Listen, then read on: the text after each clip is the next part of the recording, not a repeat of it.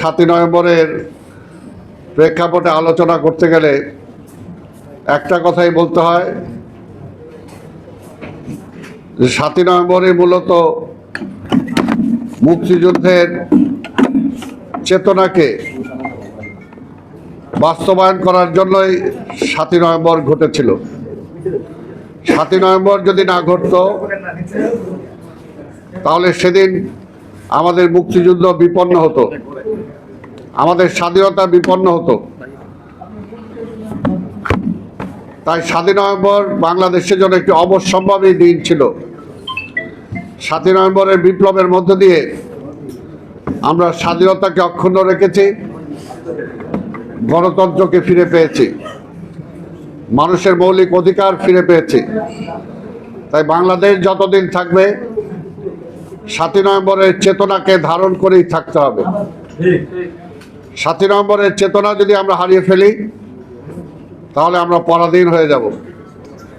সভাপত বন্ধুগণ, আপনি ইতিমধ্যে শুনেছেন যে 7ই নভেম্বর কোন প্রেক্ষাপটে ঘটেছিল।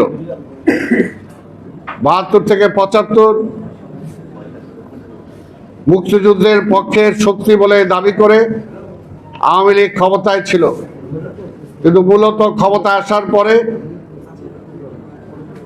এই দেশের তারা একদলীয় বাকশাল কায়েম করেছিল।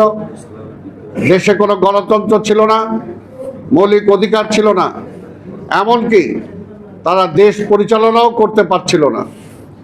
এই বাংলাদেশে মানুষ না খেয়ে মারা গিয়েছে। এই প্রেস ক্লাবের সামনে আমরা দেখেছি বেওয়ারিশ লাশ পড়ে থাকতে। আঞ্জুমানে মফিদুল ইসলামকে সেই সময় সারা পৃথিবীর মানুষ জেনেছে আঞ্জুমানে মফিদুল ইসলাম, যারা বেওয়ারিশ লাশকে দাফন করে। আপনারা দেখেছেন কিভাবে সেক্রেটারিয়েটের পাশে, সচিবালয়ের পাশে ডাস্টবিনে কুকুর এবং মানুষ উচ্ছিষ্ট খাবার নিয়ে টানাটানি করতে। এগুলো আমার মুখের কথা না, এগুলো ইতিহাস। আমরা দেখেছি কিভাবে এই সাংবাদিক সমাজ তাদের রুটি রুজির চাকরি হারিয়ে ফুটপাতে তারা কিভাবে হকারগিরি করতে বাধ্য হয়েছে, আমরা সেটা দেখেছি।